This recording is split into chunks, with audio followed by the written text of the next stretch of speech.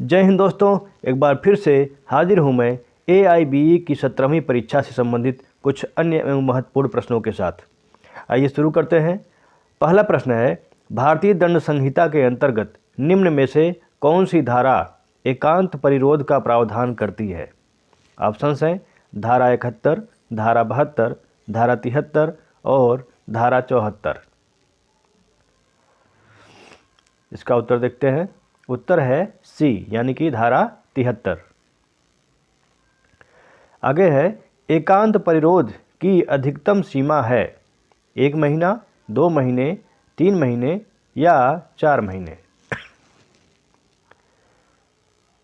इसका उत्तर है C option यानी कि 3 महीने।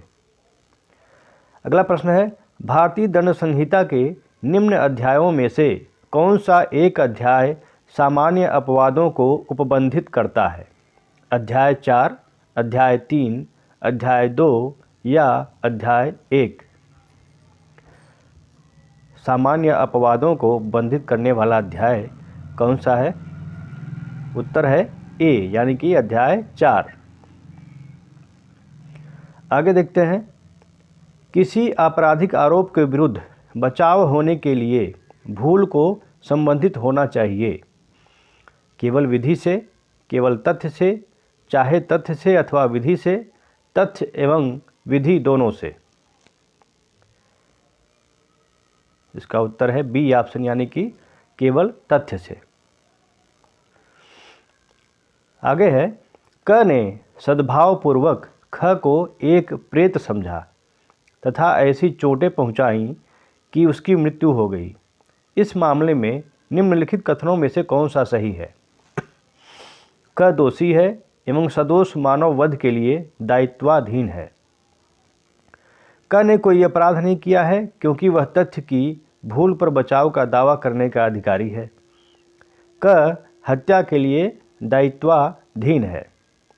क उपेक्षा द्वारा मृत्यु कारित करने के लिए दायित्वाधीन है। इसका उत्तर देखेंगे। उत्तर है बी यानी कि क ने कोई अपराध नहीं किया है क्योंकि वह तथ्य की भूल पर बचाव का दावा करने का अधिकारी है।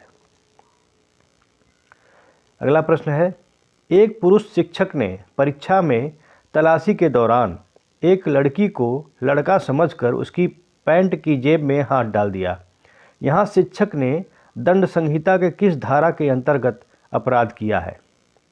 धारा 354 का, धारा 323 का, धारा 509 का या कोई अपराध नहीं। इसका उत्तर है ऑप्शन डी यानी कि कोई अपराध नहीं। अगला प्रश्न है, भारतीय दंड संहिता की कौन सी धारा कहती है कि कोई अपराध नहीं है जो दुर्घटना से घटित होता है? भारतीय दंड संहिता की धारा 79, भारतीय दंड संहिता की धारा 78, भारतीय दंड संहिता की धारा 80, उपरोक्त में से कोई नहीं। कोई अपराध नहीं है जो दुर्घटना से घटित होता है। इसका उत्तर है सी ऑप्शन यानी कि भारतीय दंड संहिता की धारा 80। आगे देखते हैं, क एक गरीब व्यक्ति अपनी रुग्ण माता के प्राण बचाने हेतु दवाई की दुकान से दवाइयाँ चुराता है। क को बचाव मिलेगा आवश्यकता का, प्राइवेट प्रतिरक्षा के अधिकार का, तुच्छ अपहानि का, इनमें से कोई नहीं। इसका उत्तर है ऑप्शन डी यानी कि इनमें से कोई नहीं।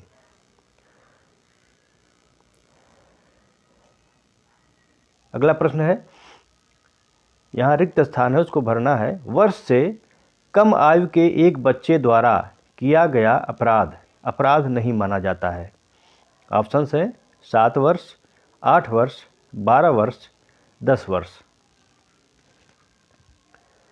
इसका उत्तर देखेंगे।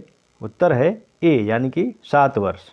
7 वर्ष से कम आयु के एक बच्चे द्वारा किया गया अपराध अपराध नहीं माना जाता है। अगला प्रश्न है, भारतीय दंड संहिता की किस धारा के अंतर्गत विकृत चित्त व्यक्ति के कार्य को अपराध नहीं माना जाता है? धारा 82, धारा 84, धारा 83 या धारा 85? उत्तर देखेंगे उसका बी है। ठीक है, बी ऑप्शन यानी कि धारा 84। आगे देखेंगे, आपराधिक दायित्व से छूट पाने के लिए कौन सी उन्मत्तता प्रतिरक्षा का आधार है? चिकित्सीय उन्मत्तता, पागलपन, नैतिक उन्मत्तता या विधिक उन्मत्तता? इसका उत्तर है डी ऑप्शन यानी कि विधिक उन्मत्तता। अगला प्रश्न है, विकृत चित्तता की दशा को साबित करने का भार होता है किस पर?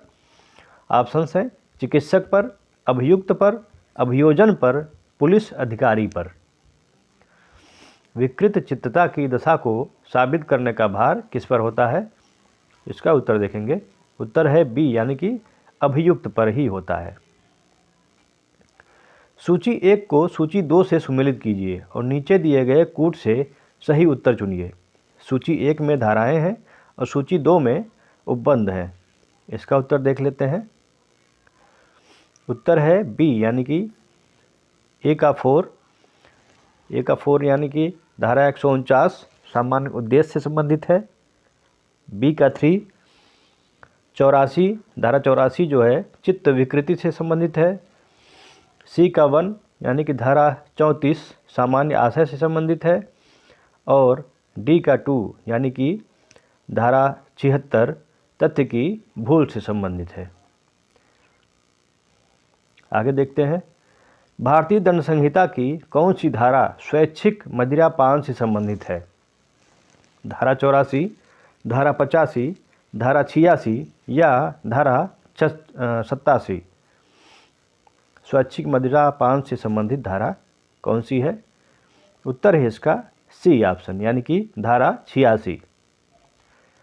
क की आयु 12 वर्ष से कम है, उसको बहुत पीड़ा है, वह मरने वाला है। ख ने सद्भावना से क के संरक्षक की सहमति से उसे मार डाला। बताइए।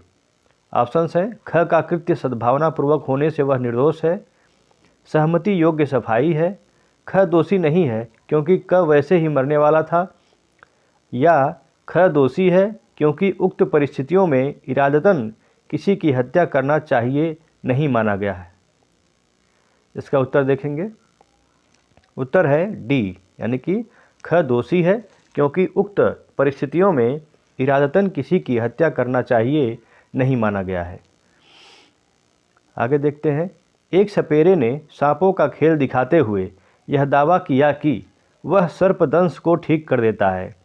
मृतक ने सर्प से अपने को कटवा लिया परंतु सपेरा उसे ठीक नहीं कर पाया। सपेरा उत्तरदायी है। ऑप्शंस हैं हत्या के लिए, छल के लिए, सदोष मानव वध के लिए उत्तरदायी हो सकता है, किसी अपराध के लिए उत्तरदायी नहीं है। इसका उत्तर देखते हैं। उत्तर है ए यानी कि हत्या के लिए। आगे देखते हैं, एक शिशु यह के साथ एक जलते हुए गृह में है। गृह के नीचे लोग एक कंबल तान लेते हैं।